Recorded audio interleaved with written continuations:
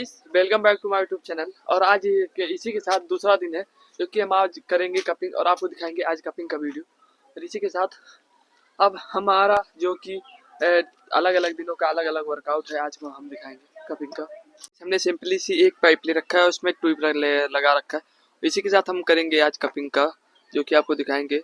और ये हल्का जो कि पाइप है और ये ट्यूब है, आप देख सकते हैं। इसी के साथ हम कपिंग का करते हैं और आपको दिखाएंगे इस कपिंग का वीडियो।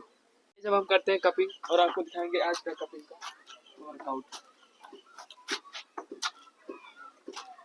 ये पाइप आप देख सकते हैं, इसी के साथ हम करेंगे कपिंग।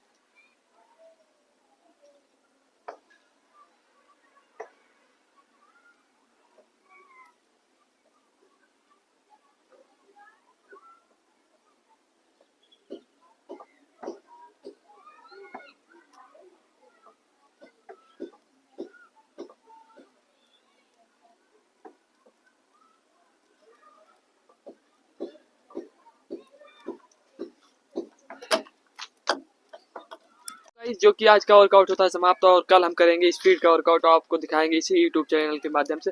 और आप सबको हमारा वीडियो कैसा लगता है, लाइक और कमेंट और सब्सक्राइब कर देखो। इसी के साथ आज का वर्कआउट होता है समाप्त।